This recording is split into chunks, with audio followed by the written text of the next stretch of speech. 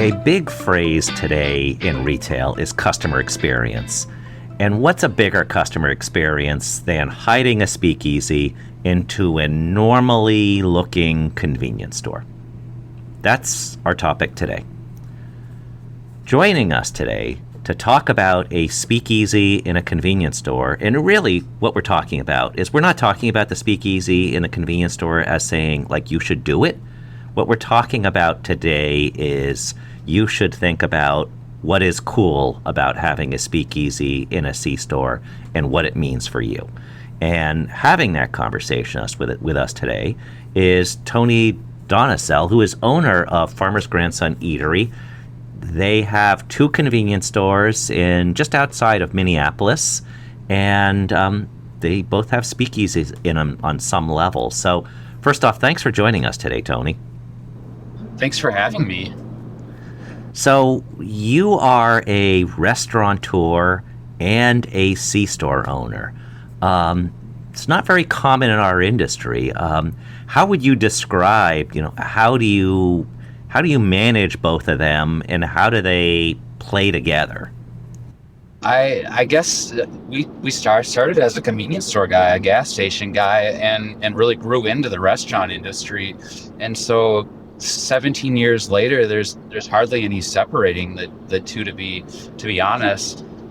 We compare the two all the time. In the convenience stores that we own, we really treat food service like it is a restaurant. Like our goal is to serve restaurant quality food in a convenience store setting. And it's really a time compromise. That's the biggest thing. Like, we won't compromise on food quality. Like, we want to do it right. We operate as if it is a restaurant, and it's always the push and pull of finding the right balance of how long we can take to get food out to the guest. So you've been featured in Nax has this video series called Ideas to Go. And what we do is we go across the country, across the world in some cases, and we find really cool ideas that we think are worth sharing with the broader audience at the Nax show in front of about 3,000 people.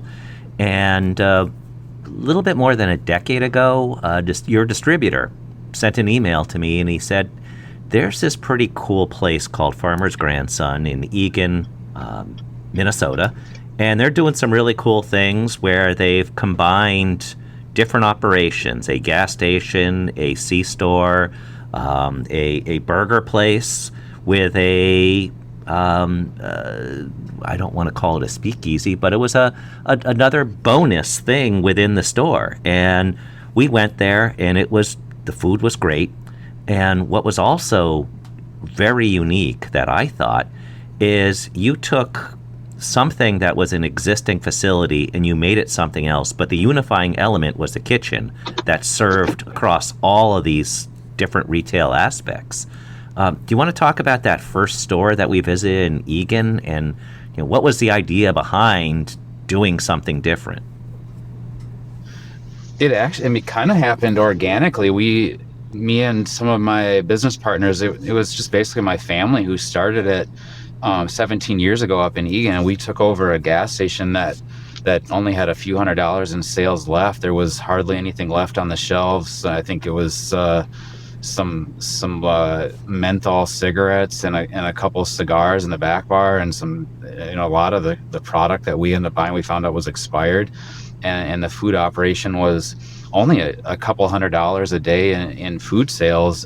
And so we basically started with nothing. We probably started with the disadvantage of having a store that was failing or failed before us, and we just worked at it. Like, I pulled out some of my grandma's recipes and my mom's recipes, and we just started scratch cooking, and people, it was almost probably laughable. People probably like, what are you doing? Like, gas stations have roller grills and microwave sandwiches, and this was 17 years ago, before any convenience store was really diving into food service, and so people were probably confused, but we just stayed at it and we worked it, and like I said, we were making real mashed potatoes and hand cutting fries, hand patting hamburgers, and like, people don't just show up. Like, we had to sample to anyone who walked in the door. We were handing them coupons. We were saying, like, hey, if you buy food, we'll give you 10 cents off a gallon on your gas. And we just worked it. And eventually it took a couple of years,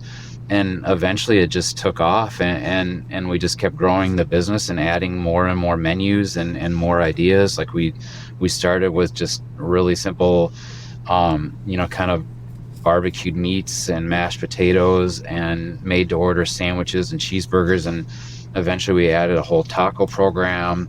We added, all day breakfast, and we just kind of kept adding. And eventually it took off, and we got to a point where we were selling more food than we were merchandise and tobacco. And then the fun really took off. Like we didn't have to rely on just being a convenience store anymore. More people were walking in the side door over by the kitchen than they were by the gas pumps. And so we just really embraced the food, and that's what we did. And eventually we ended up with an opportunity in the same shopping center to take over another space. And then we opened Burgers and Bottles, which was as a restaurant group, that was our very first attempt at service or serving alcohol. We just had a beer and wine license and like 8 or 9 tables, but we realized early on in the convenience store industry that people just didn't come to a gas station for date night or for family night out, and so this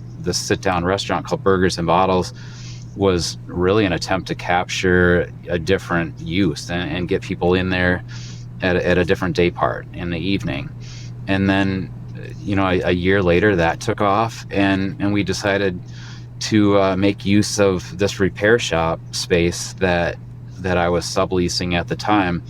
And we ripped out the tire racks, we ripped out the air compressor, we took out the floor drains, and we did all the work ourselves. We didn't have any choice. And we turned it into what we call Volstead House, a hidden speakeasy style bar.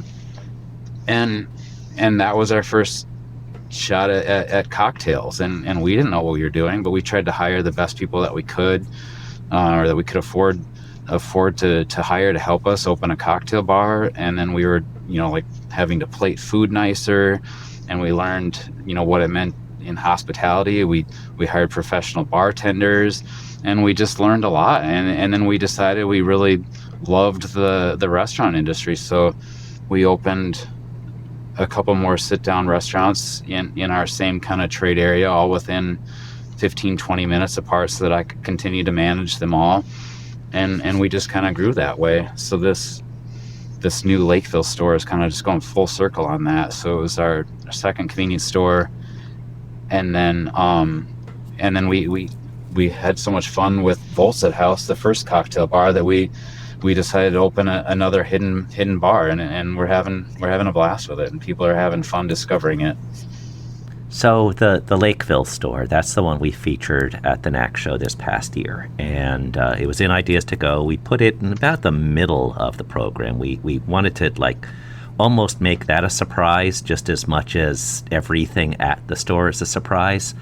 And it is unlike any store I've ever been to. And the Ideas to Go video, I mean, that'll explain it, give you a good sense of what it's like. But there is literally no sign that says, not that you'd have a sign that says hidden, but there's no indication that there is something this amazing on the other side of a fake cooler door.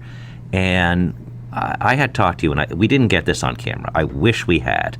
But I asked you at some point that day, I said, there's really good food and really high-end cocktails in here. This is not like something where you get like a $3 draft beer or something like that. This is crafted cocktails with theater involved. And the food, I mean, there's steak as one of the entrees. So really, really good stuff. And so my question to you is, wouldn't you make a lot more money if you had a separate entrance and just had this as something that was kind of cute, but maybe not this hidden? And your response to me was, well, what fun would that be? And that's basically the whole point of this conversation. This is about customer experience and fun. And the fun doesn't necessarily have to be building a speakeasy. The fun doesn't necessarily have to be some of these other places that we featured, a dog park or a disco bathroom or something like that. But the idea is when somebody leaves your store, why are they smiling? And how do you make people smile when they're leaving your store? And that's exactly what this store in Lakeville is all about. So it's your store. You describe the hiddenness of this experience and what you want people to experience. Yeah, thank you. So, yeah, early on, so we took over this convenience store, and we knew there was a space available next door to do a bar, and we were bouncing ideas. We were like, do we make it a neighborhood sports bar? Do we, is it a burger restaurant? Is it a taco restaurant? And like the more time that we spent in that community and got a sense for what was in Lakeville at the time and what was available, we're like, what is really just not here is a true cocktail experience, like a downtown Minneapolis, downtown just experience or environment, and that feel and 21 plus. There's just not 21 plus experiences anywhere near us, not in Lakeville, not anywhere in those communities.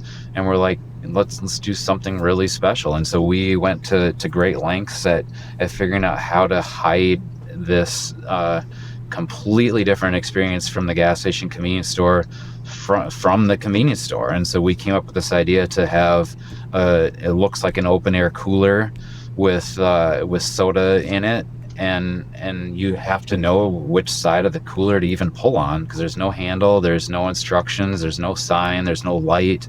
It's just, it looks like an open air cooler, and you have to just know. And thankfully, with social media and word of mouth, like people have figured it out. But it's still fun. Like when I'm in there and somebody walks in, and you can always tell when they're headed to the cellar, because they look a little nervous, they look a little surprised. They're sometimes dressed up nice, like they are coming from a show or an event, and they're looking to have a cocktail. And when I'm in the gas station, I just kind of have fun watching people and observing people, and they look around and they don't always know which cooler door to pull on. So it's kind of fun. Some of them go to the other side of the store and start just kind of pulling on things and examining things, and I have fun with them. Sometimes when they walk in, they're like, "Is there a hidden bar around here?" I'm like, "No, I think that's a different gas station," and just kind of have some fun with them. And I think our employees do too. Our cashiers at the gas station get to have some fun and kind of be involved in the theater of it all.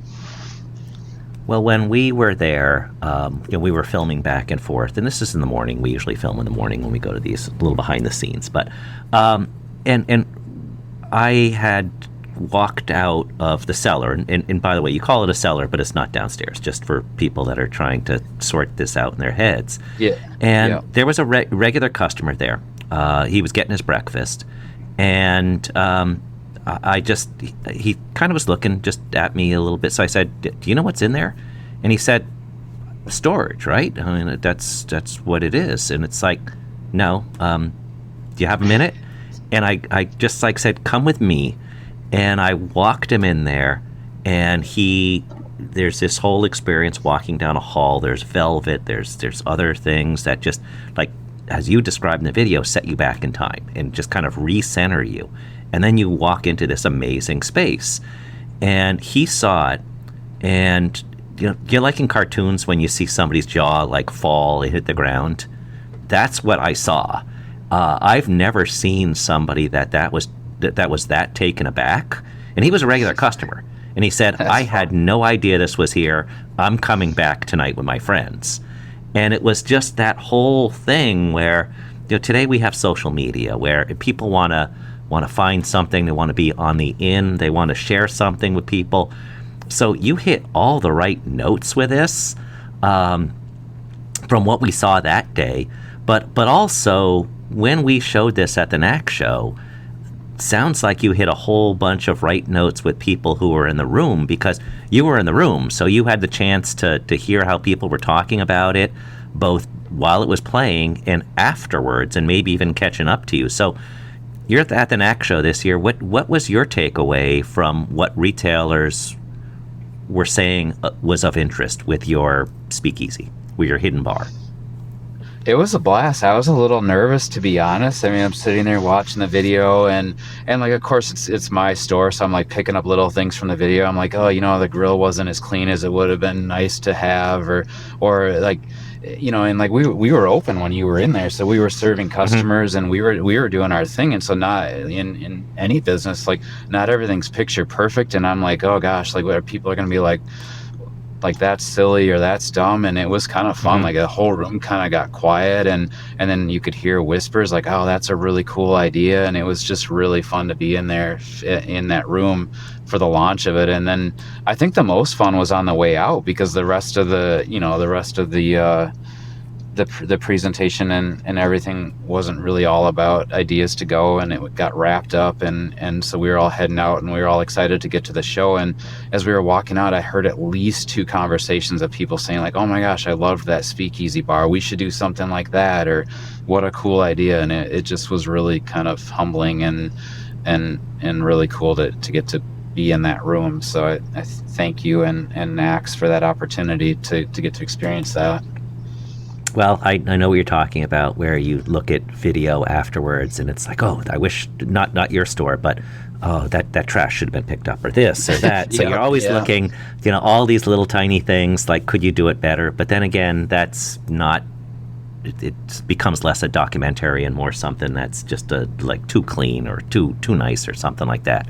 Now, also, you're at the NAC show, so you're also picking up ideas. You're sharing ideas in Ideas to Go, but you're also at the NAC show. Were there any trends that you saw at the NAC show, or heard anything that made you say, hey, this is something we might want to try? We're super innovative, but here's something that we think might help us. Oh yeah, I came back with our goal going into the NAC show, because I had never been there before. I've been doing a convenience store on my own and for a local chain for like 23 years, and I had always heard NACS was really fun, and I've been to the National Restaurant Show in Chicago one time, and I just it's hard to get away when you're in the grind of it. And so I went to the NACS with a goal of finding 5 things that I thought I could bring back to make the trip worthwhile, and bring back to my team and be like, hey, look what I found. And it was really fun, and we probably had a list of 10 or 12 items that we really thought could be impactful. And so on the plane ride home, we sat there together and just kind of reflected on the week and time spent in Chicago at other restaurants. And some of the ideas, came from NACS, and some of them came just from travel. But it was like, it's so overwhelming when you walk into that trade show, but then you just start slowing down and saying like, well, look at this. Does this work in our store? Does this have legs? Does it have potential? And I think the things that stood out for me, I mean, we found a really cool cigar program that we want to bring back that will play really well with the cocktail bar. And we explored self-checkout, because I think everybody is, interested, or that's where the industry's going, is into kiosk pay. So we tried to solve for that while we were down there. And then, just new products that would bring excitement. But I think the biggest thing overall was like walking through the food service area and seeing all the ideas and all the trends. And honestly, like, I just kind of stood back for a while, like at the Cornmark booth, because we use Cornmark, and I'm like, what's everybody excited about? What's everybody interested in? And even if we don't, do a branded Cornmark program or a branded, chicken program, it's like, where is the excitement? Like, where do people in the industry think, like, their customers are going to gravitate to? And so it was just a lot of observation and just bringing back little ideas and things that we think we could take the menu direction in, and just evolve what we're doing. And how can we learn from these people who do convenience stores all over the world? And spoken like a true retailer, one of the things that you hear that's very common with retailers, particularly smaller retailers, is there's a lot of time spent informally just watching customers.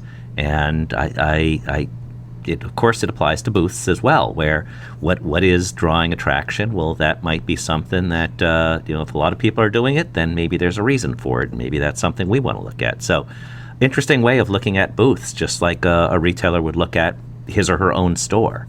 Now, also, we talked about your Egan store, and that was the first one with the hidden bar, the Speakeasy, and to describe it when you walk through that the first time, like I say, we're not talking about something that is just a couple bottles or something like that.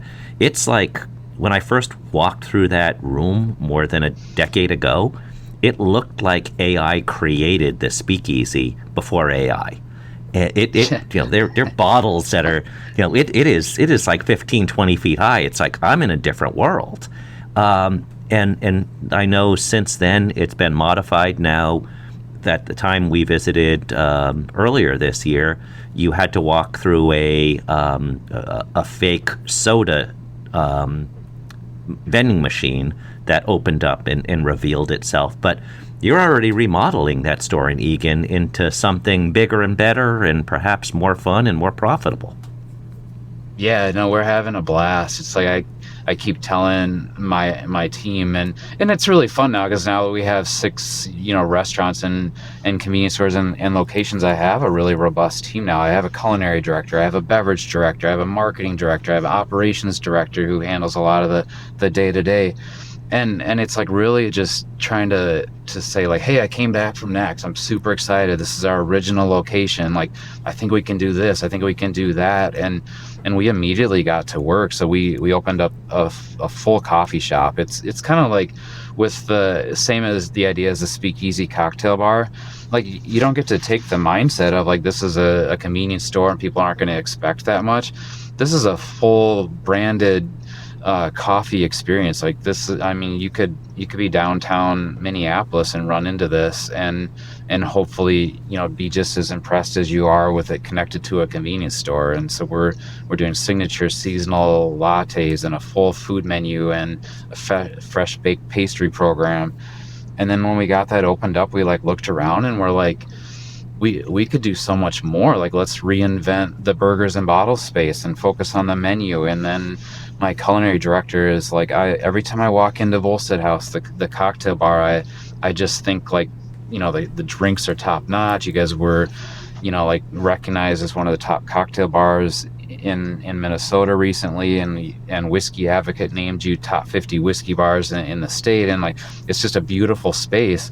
And he's like, this just reminds me of Bavette's in Chicago, the famous steakhouse. And he's like, I think I can do a food menu that kind of brings the steakhouse vibe to what you're doing. And I'm like, yes, chef, like go to it. And so he did. He just reinvented that menu as well. And so it's like, we're not just a cocktail bar with bar snacks anymore. We're like cocktail bar, almost steakhouse vibes. And then we went in the convenience store and we're like, the floor looks old. It could use a paint job. Some lighting needs upgrading. We tore it all apart and we moved the checkout. We opened up the space and we're just kind of trying to reinvent that too. We're going to launch some new food programs with our new culinary director in the coming weeks. And then the coolest thing that we did that I've been wanting to do for 10 years is we figured out a way to connect the convenience store to the rest of it so people don't have to walk outside anymore. So we created a little hallway. So now you can pump gas, walk in the store and get your pack of smokes or your coffee or your energy drink.